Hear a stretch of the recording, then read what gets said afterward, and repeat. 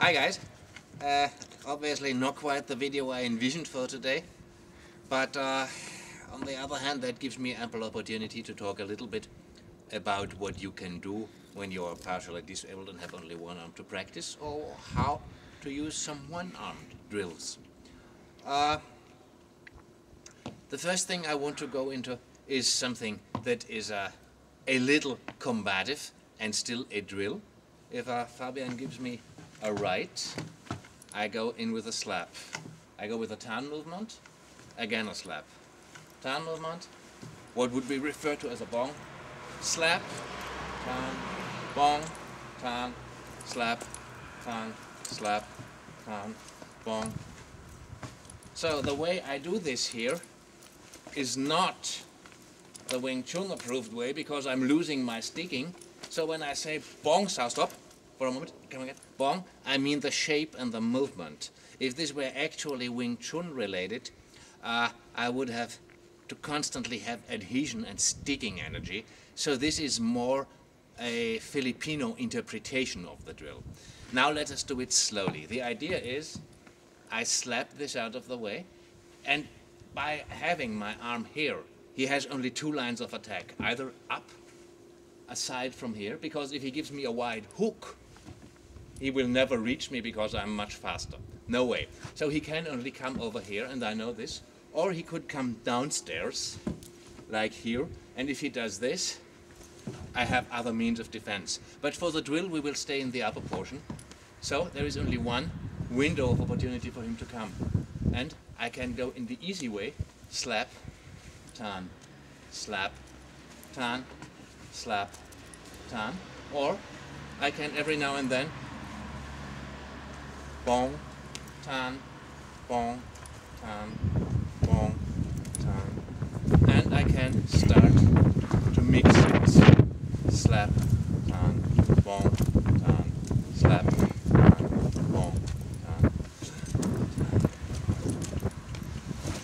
And every now and then we can put something like this in here. I did this deliberately without warning to show that this can be really done out of the drill, out of motion.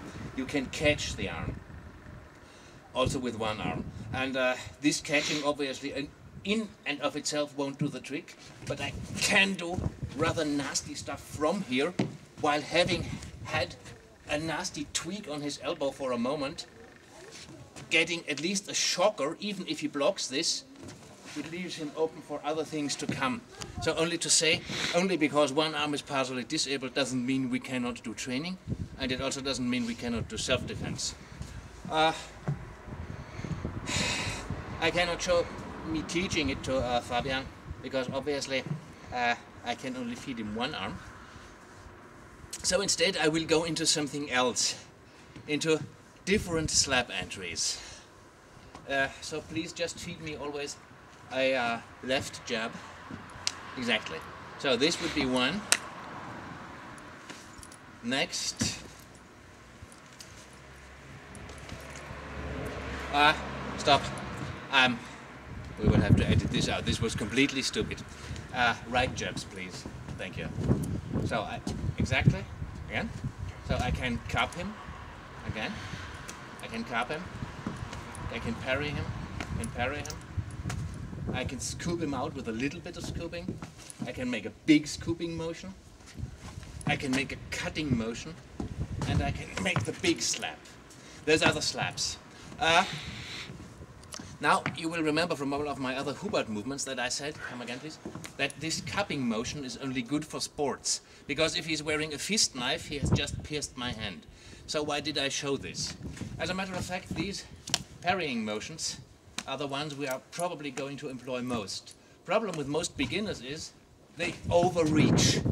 And this cupping motion, which is good for sports and boxing when we know for sure that the opponent is unarmed, this teaches us not to overreach.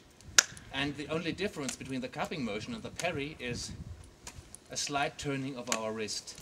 And now when we have some proficiency with the cupping, it's easy for me to do the parry without overreaching. Now, this is the one thing. Now, the scooping, there is a small scooping where I actually just put a little bit out of the way. It's perhaps scooping him down, or if he lets me out of the way, then there is a big scooping involving some hip motion, where I scoop him out widely, opening him up for all kinds of stuff where I can come in. Then there is the cutting motion with my whole arm cutting in, almost like a BG motion or an intercepting fist. And then there is, when I also once showed this motion as a slapping motion, this wild slapping motion that I showed is one of my favorite entry motions for the Hubud. If he has a knife in his hand, I want that away from me as far as possible before I go on. If you see, when we practice this wide slap, in dry practice we slap our other shoulder. In real practice, I am making a step and turning my body so I do not cross actually my center line. And the whole violence, I want to dump the whole energy in his arm so that he turns. The problem with this is, if he knows what he's doing, he may be going with the energy, rolling and stuff.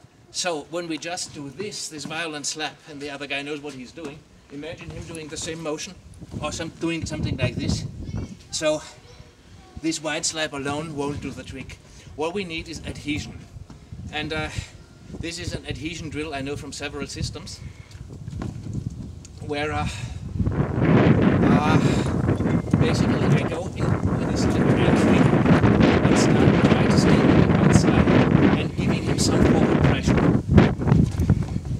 And the idea, you may call this a rodeo drill, because it can become quite enthusiastic, and the actual only idea is for me to stay on the outside and to stay in adhesion and not allow him to get a grab of me. And me being, being one-armed, that is quite the challenge, because right now he is being nice to me and using only one arm. If he starts using two arms, so this is not quite Chisao, this is less formalized, but more playful, and the whole idea is to give him pressure and stay on the outside, which sometimes works and sometimes doesn't. Now, from this, we can derive another, formalized drill from Hubud. If he cups my elbow from this, I can do an inward turn, grab his. We lift a little bit to check if we have a good grip. He does the inward turn, grips. Make sure that you keep a rhythm, because this has a tendency to become an extreme chaotic flurry with no usage scenario whatsoever. So make sure that you keep a rhythm to actually have the effect and develop some adhesive power. Okay, this was the inward turn. We can do this as well with turning outward. And this is a one-arm drill. The crossovers to the other arms can only be made, we can obviously do this with the other arms, and there is a with this and this, and there is a crossover, but that would involve me using my other arm. This has to wait for another clip.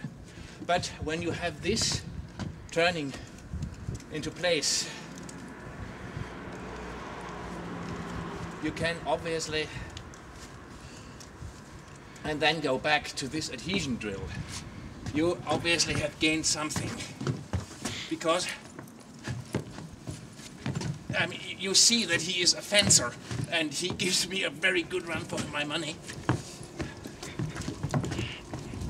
Of course, you can also do this anti-symmetrical, like this. This will remind you of the Tai Chi stuff, where I might have an advantage because I'm very used to this kind of stuff, but it's difficult to have adhesion unless we allow for body surfing and gripping.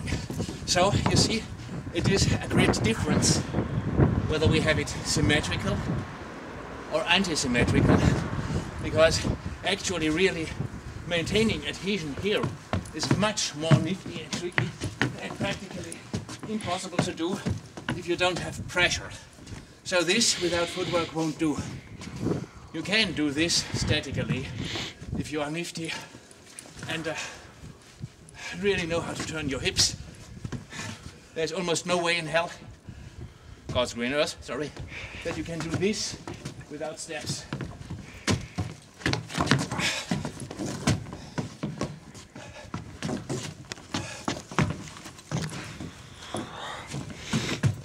So as you can see, the movement is pretty much always the same. He scoops me up,